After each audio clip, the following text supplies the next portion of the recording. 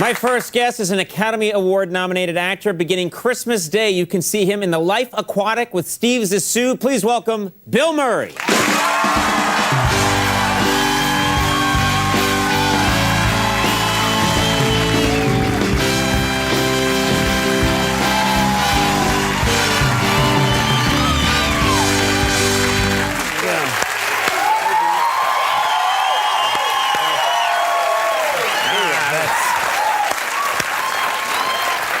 Thank you.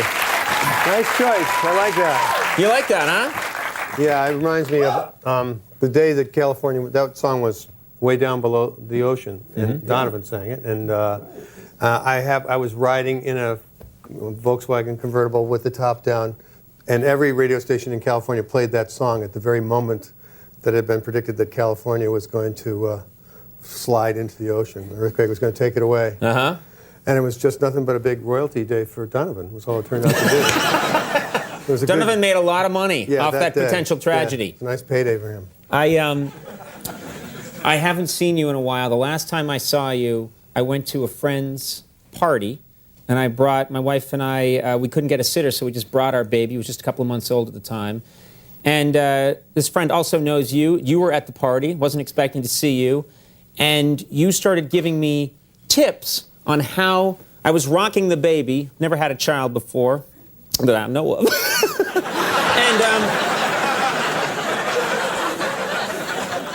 I apologize. I was rocking the baby kind of like this, and you walked over and you just stopped me and said, no, no, no, no, no. And then you proceeded to move my body at the correct tempo, and it turns out you were right. That's all the time we have. I want to thank Bill Murray for being here to Child Speak with Conan O'Brien. No, but I thought... I'd forgotten the part, but I do remember cradling you and holding you ever so gently. Yeah. And, I didn't have a baby. Well, we were he's just a big hugging. guy, so he's rocking this child. So in like golf terms, the arc of his swing is about 9 yards. So the kid is pretty much, accelerating. It has a real like, oh God, at Disney World kind of feel like, oh. Yeah. And you see the brain itself begin to separate from the little membranes inside the skull. Yeah. The look. But it's fine. The kid's alive still? Kid's still with us, yeah. That's Nev, little Nev. But I was being too, I tend to be a little rough. And well, it was, your first night out with a kid, you want to say, I love my child, let me kiss it so hard, and then they get hurt. Yeah. Then there's bruises. I'm sorry, I took it to a are Now, you also, are there other tips? Is there anything else? I mean, Well, it's a holiday season. I've got one that I'll pass out to the kids. I mean, if those of you who don't tune into my regular show, Mr. Know-It-All. But this is one I learned. Actually, there's an adjective that goes with Mr. Know-It-All, but that's on the website. But there's one other thing since the holiday season, which is good. If you have your child's how old now? About 14 months. Well, it's probably already happened. But it happens with kids. The first time that they get gas, that it's a really terrifying moment. It happens about 6 months usually, and. Has this happened yet? Huge gas. Yeah. So which is definitely on my side of the family. Something that is still around. Your side of the bed too. Yeah.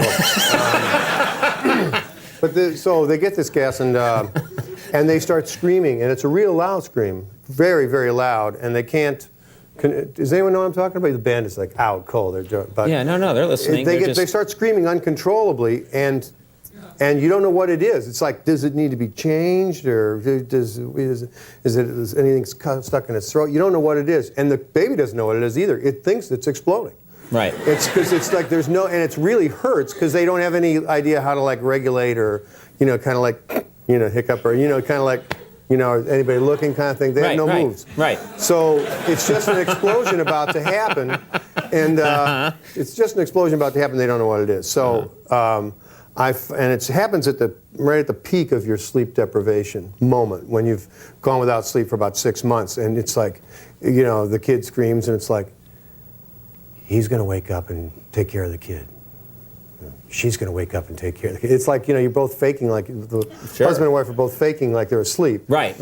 Thinking the other one will get up and do something about it. But when the screaming gets really loud, all of a sudden it's like, oh great, it's dying, and I was faking it, Right. So you get up and but you're so scrambled, your head's so scrambled by that time from sleep. This is boring, but it's anyway. This is helping Let me get people. to the thing anyway. Yeah, because you could see this really at 5:30 in the morning on public access, but. Literally, this show will be on public access at 5:30 in the morning. It's where the real money is. But I found this out, that the thing that really breaks up gas is peppermint, and the thing that's perfect, especially when you're sleep deprived, and it's perfect for this time of year, is candy canes, because you can stick your finger through the candy cane, and just sort of stick it in the kid's mouth, and the kid can't swallow it, but it'll, suck on it, and it will break up the gas in them, and you can just go back to sleep with your finger on this thing. That's the laziest thing I've ever heard of. You're recommending something where you're not even awake. You're just saying... You just stick this in their mouth, and they'll suck on it, and the nice thing is they can't grab the whole thing down, and you can get a little rest and be even more rested to give them even more love and attention later in the day. That's very nice. That made a lot of sense. Yeah. I think that helped a lot of people. I hope so.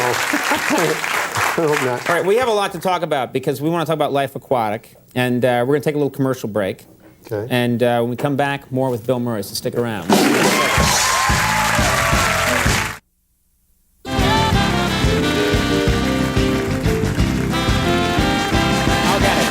Wait long enough. We're back sitting here with Mr. Bill Murray. Life Aquatic is the new film. I saw this yesterday, enjoyed it very much, and Life Aquatic with Steve Zissou is the whole title. And in this movie, you handle a gun. And I have to say, I don't remember when I've seen you handle a gun in a movie, and you do it quite well. You're quite adept with a gun. You seem very comfortable. Would you ever do action films? Well, I was angry, Conan. You were angry. Yeah. Okay. I was angry, and so it just happened. Yeah, this is a transition for me. I'm moving out of movies where I have relationships and dialogue, and I'm moving into things where a lot more faces, a lot more grunts and groans, and I see myself just in movement from here on out. As long as I can make a flight of stairs, I'm going to just, as the knees go and the shoulder, the rotator cuff, gets worse and worse, I'm just going to have to hold a larger and larger weapon. So like 9 years from now, you'll just be holding a giant bazooka throughout the whole movie. You remember John Wayne with the War Wagon? You remember the War Wagon? Yes, it's like I do. Just a completely pointless, idiotic movie, and it was just a stagecoach with a massive gun on it that they rode around covered up for an hour and 40 minutes, and then they opened it up. Right. That's what it's going to be like for me. Right. These sound like classic moves. This sounds like a good movie. Some of those big ones, and when I say John Wayne, I think if you can hold a bridle in your teeth, and shoot. Right. That's all. Go for it. And that kind of stuff, they just tie you onto the horse. You're just strapped on. So you can't really get hurt. Well, you can't, and you can't really get hurt. The thing that you don't realize in those movies is that those horses are really almost, they're like not much bigger than dogs, some of those horses.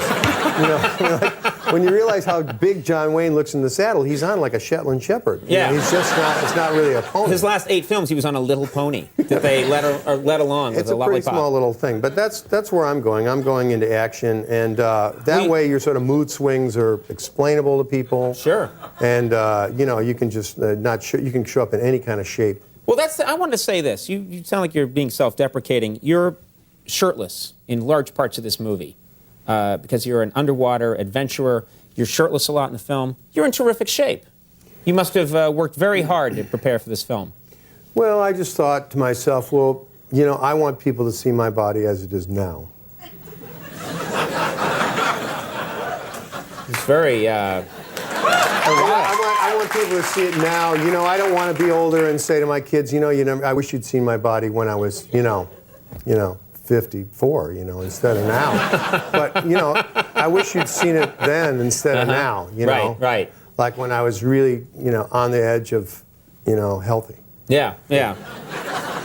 You claim to know a lot about marine biology because you play a marine biologist in the film. Do you actually know a lot about marine biology? Well, I know a lot about marine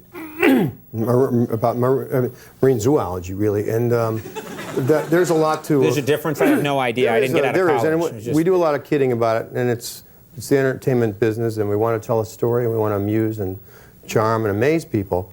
But I've learned the hard way through tough lessons that marine zoology really, marine zoologists especially really belong in marine zoos. It's not. That's the great conclusion you came to. It's not for show folk, but I do know. I mean, for an average, for a member of the Screen Actors Guild, I know a hell of a lot about marine. For example, do you know zoology? What this is right here? Yeah, that's a brooch. That's a pencil urchin. That's not a brooch. Okay, I saw something like that shopping. Sorry. Well, we have a clip here from the film.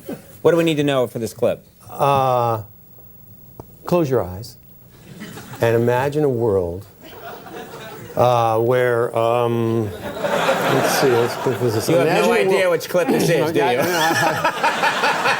I do now. I got it now. It just took me. Well, my eyes were closed. But I close them again. Close them again. Okay. All right. A world where a sea captain meets a boy who may or may not be his son, and a reporter comes to do a feature story about this sea captain, and the boy who may or may not be his son, played by Owen Wilson, and the reporter played by Cate Blanchett.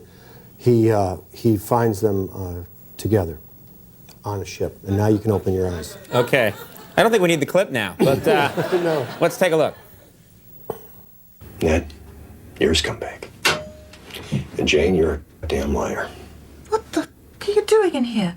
What the F are you doing in here? I warned you about being in other people's cabins. You were supposed to go home. Well, you convinced me to stay and finish the story. Is it still the cover? Don't you dare put on that uniform. It's all I have with me. I told you I have a bit of a thing for her. Not this one, I said. You said not this one, Clouds. So you heard me. Did you have fun making this? Because you go to the greatest locations on these films, you know? Yeah, this one was Italy, and it was work. Unfortunately, it was a lot of work. But Right. I mean, Italy's really, and not too bad looking. The nicest thing ever said about Italy. And that was Cate Blanchett's real stomach there. She was actually pregnant during making the movie, playing a pregnant woman playing a pregnant person. So you can imagine she got paid top dollar because they're tough to find, Check it. It's The Life Aquatic with Steve Zissou, Bill Murray. Always a pleasure. Thank you very much for being here. Tony Bennett coming up. We'll take a break. We'll be right back.